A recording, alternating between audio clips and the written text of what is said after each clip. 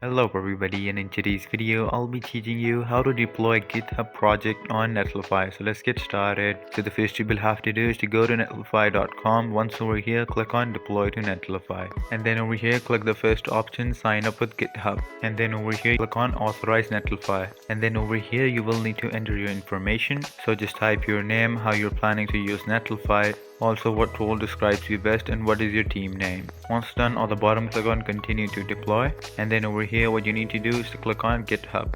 Now again at the bottom click on authorize Netlify, then over here you can choose the repositories you would like to add. So you can choose all or just click on only select, and you can select the one you like and then just click on install. Now enter in your password one more time and click on confirm. Now here you will see your project, click on it, then scroll down and click on deploy to Netlify, and then you will be able to go to the backend of the website and edit it as you like. And there you go. If you guys found this video helpful, make sure to leave a like and subscribe to our channel. I'll see you all in the next one. Goodbye.